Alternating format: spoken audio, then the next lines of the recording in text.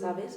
Porque cuesta mucho, como tú dices, ponerle nombre a las cosas o darse cuenta, llegar a coger y decir, uy, me está pasando y darse cuenta. Yo desde pequeña siempre he tenido problemas para decir que iba al psicólogo, y ya no solo lo que pudieran pensar, sino lo que pensaba hasta yo misma, ¿sabes? En plan, ya es que lo tienes inculcado hasta tú, que es como tú dices, etiquetar a alguien así, y la gente, como es ignorante, tampoco nos enseñan nada de pequeños de cómo gestionar nuestras cosas ni nada. Gloria padece trastorno límite de la personalidad y lleva unos 4 años acudiendo a la Fundación Amai TLP. Como muchas otras personas con trastornos mentales, echa en falta más comprensión social.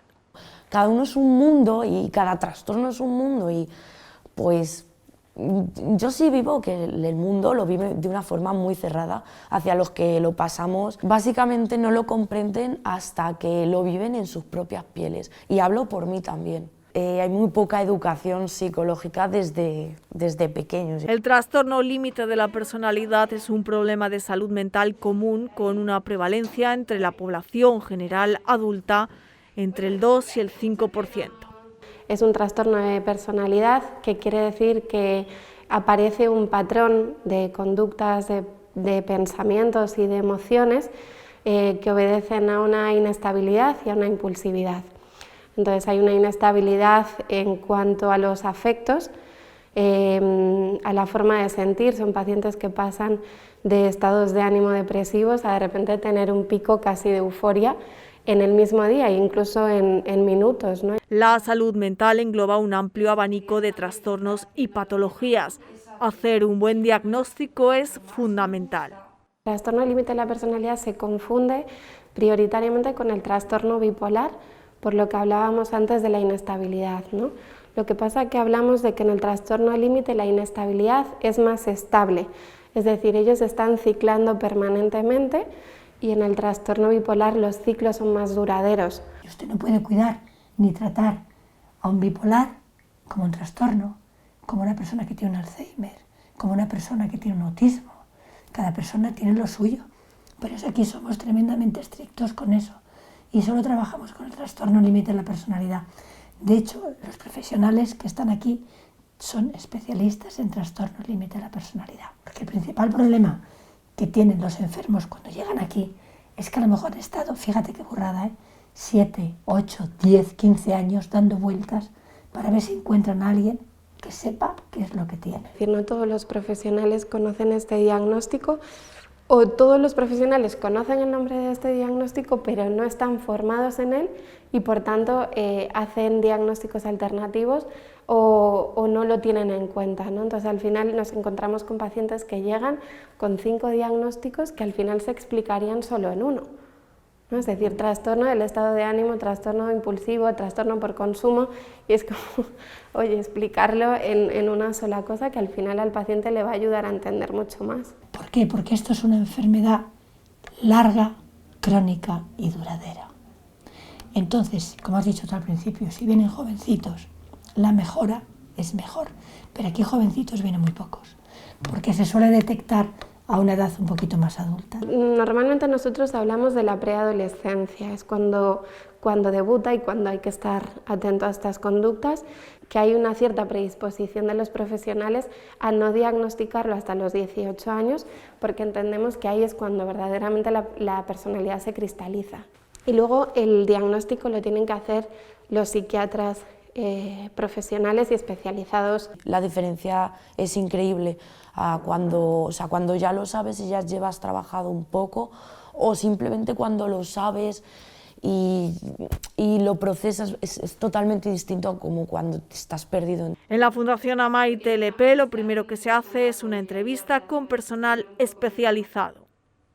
Creo que mi entrevista la hice con, no sé si con 19 o 20 años, pero por esa edad hice mi primera entrevista aquí en Amai, y bueno, ya empecé con terapia directamente, y mis padres también, toda mi familia, vamos. Y aquí una de las cosas que se le hace en esa primera entrevista de acogida se vislumbra un poco, lo cual no quiere decir que luego, que de ahí se pasa a las terapias individuales, el psicólogo puede detectar que no es un trastorno y recomendarle a dónde tiene que ir para que lo haga. Este diagnóstico tiene 9 criterios y habría que cumplir 5 de esos 9.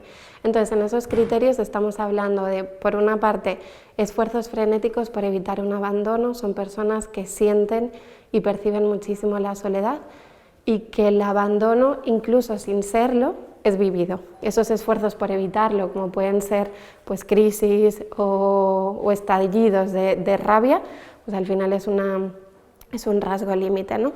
Luego, las relaciones interpersonales muy intensas e inestables que tienden a durar en el tiempo, ¿no? Relaciones muy caóticas de rupturas, de vueltas, rupturas, vueltas, y no ser conscientes del daño que están sufriendo muchas veces, ¿no? Luego, los actos autolesivos o los intentos de suicidio. Por otro lado está el sentimiento de vacío, que es yo creo que el síntoma que más dura en el tiempo y que más tardamos en corregir, ¿no?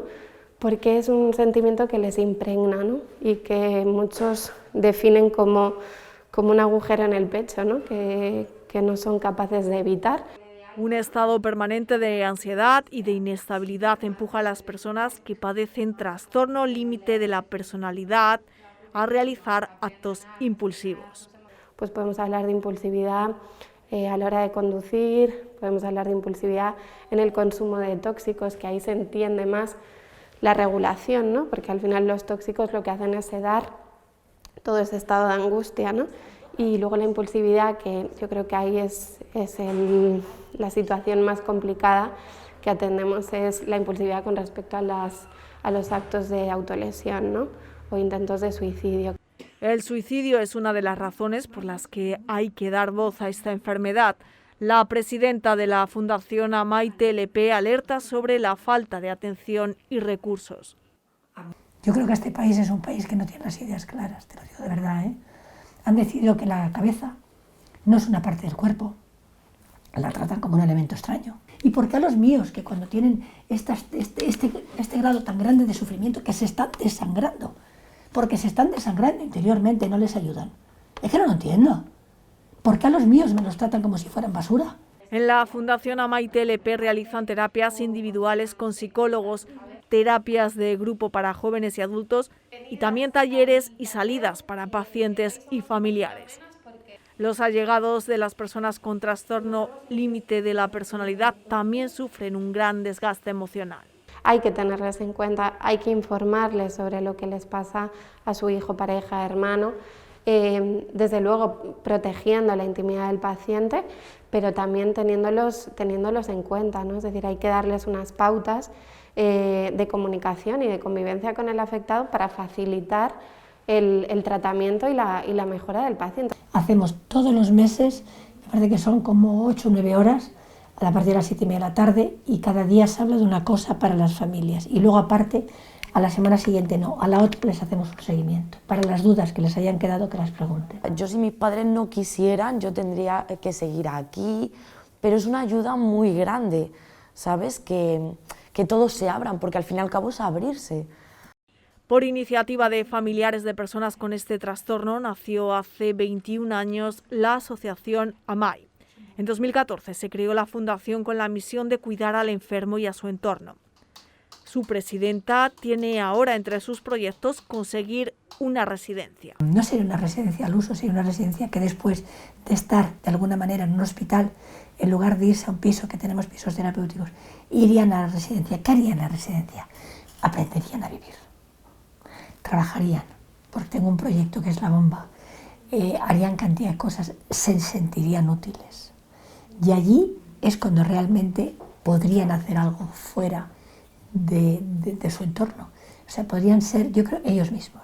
Porque además de aprender a vivir con su enfermedad, las personas con trastorno límite de la personalidad también pueden desarrollar múltiples talentos.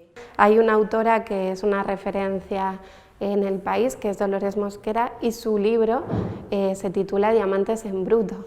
hablando de estos pacientes, porque realmente lo son, es decir, son pacientes con una magia especial, o sea, ya estás con ellos y te transmiten algo que es difícil de explicar, pero lo tienen, ¿no? Y luego toda la sintomatología se puede traducir en recursos y eso es lo que intentamos con ellos, ¿no? Es decir, cómo ese desbordamiento emocional se pueda traducir en intuición para relacionarme con un otro sabiendo poner los límites, ¿no? O la sensibilidad.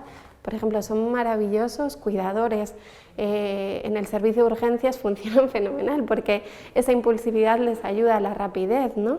Es cierto que luego en trabajos más rutinarios se aburren soberanamente, entonces hay que buscar el sitio donde ellos pueden estar mejor, pero desde luego que son pacientes con un potencial altísimo, tienen una creatividad asociada brutal, o sea, ya lo estáis viendo con los cuadros de esta paciente, pero la mayoría escriben, dibujan, pintan, cantan, es decir, tienen esa parte creativa muy desarrollada, ¿no?